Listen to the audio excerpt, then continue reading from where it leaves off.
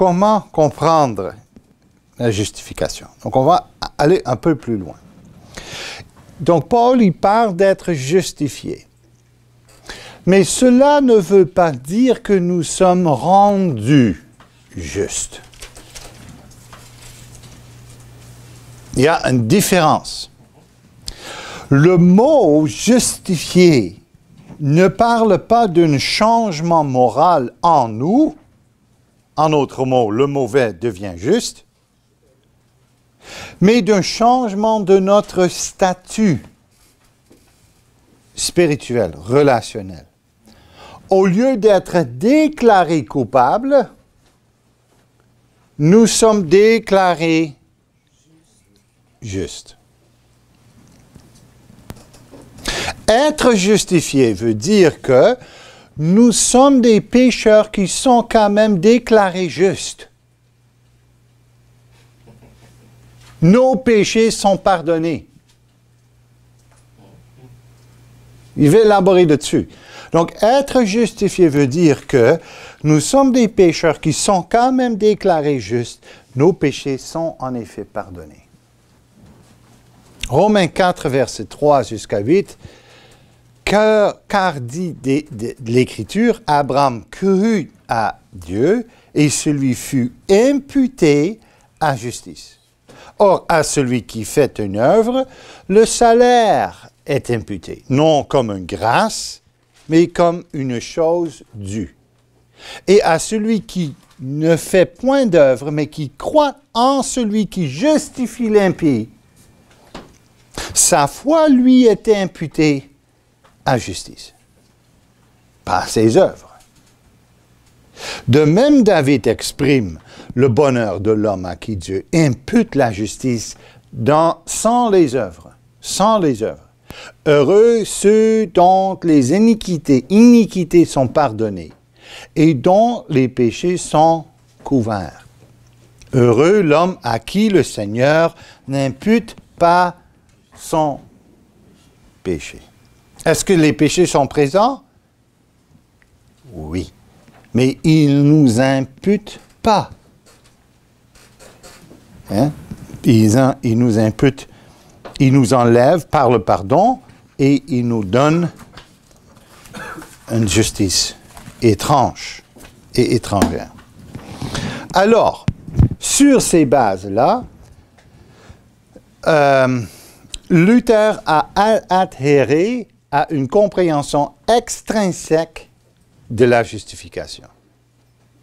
Extrinsèque.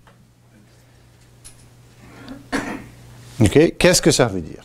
On va suivre Luther quand il interprète Romains 4, verset 7, ce qu'on vient de dire, qu'on vient de lire. Donc, ainsi Luther interprète Romains 4, verset 7, « Heureux ceux dont les iniquités sont pardonnées et les péchés sont couverts. » Comment? Okay? Alors, ça c'est intéressant. Comment il commente ce passage? Luther commente ce passage en disant, en eux-mêmes, les croyants restent toujours des pécheurs. Par conséquent, ils sont toujours justifiés de l'extérieur. OK? Donc, en eux-mêmes, les croyants restent toujours des pécheurs. Par conséquent, ils sont toujours justifiés de l'extérieur. Extrinsèque. Ça vient de l'extérieur de nous. C'est une déclaration de quelqu'un. OK? C'est Dieu en Christ. Alors, par en eux-mêmes, et là, il explique qu'est-ce qu'il veut dire anthropologiquement parlant, par en eux-mêmes, je veux dire ce que nous sommes selon notre propre jugement et notre propre opinion. Selon la loi de Dieu aussi. Ça veut dire des pécheurs. Donc, en nous-mêmes, nous demeurons des pécheurs. Mais par de l'extérieur, ce que nous sommes selon Dieu et son jugement, OK, nous sommes justes. Donc c'est le fameux simul justus et peccator. Nous sommes simultanément justes et pécheurs. C'est un paradoxe, mais c'est une réalité. Donc nous sommes justes à l'extérieur de nous-mêmes, en Christ, extra nos in Christo. Donc ça c'est une extra nos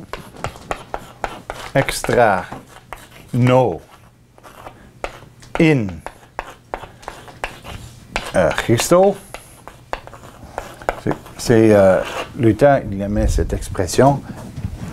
À l'extérieur de nous, extra nos, mais en Christo, nous sommes justifiés et acceptés. Donc nous sommes juste à l'extérieur de nous-mêmes quand notre justice ne devient pas de nos œuvres, mais qu'elle nous est donnée seulement par imputation divine. Alors, en considérant l'histoire d'Abraham, il faut renoncer à toute pensée selon laquelle de nouvelles qualités ont été infusées. Car Dieu a justifié un impie, un ungodly one. Abraham, quand il était justifié, parce qu'il a cru dans la promesse de Dieu, n'est-ce pas? Ça, c'est l'histoire. Il était encore un idolâtre. Dieu l'appelait, Dieu le justifiait, parce qu'il a cru dans la promesse de Dieu. Mais il était un homme en lui-même complètement idolâtre, impie, pas bon. Okay? Mais Dieu lui a justifié, mis sa justice sur son compte à lui, malgré le fait que lui, il était impie, idolâtre. OK? Donc, ce n'est pas une déclaration parce qu'il y a quelque chose en nous qui la mérite, un jugement analytique. Ainsi, ce qui est applicable aux êtres humains, c'est la parole de l'imputation, qui demeure parole d'imputation comme objet d'une foi nue.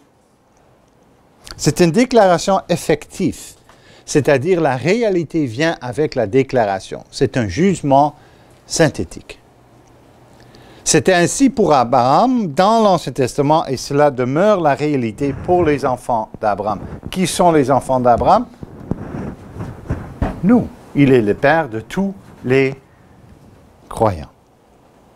Ce même principe demeure applicable à tous les enfants de Dieu, Abraham étant le Père de tous les croyants.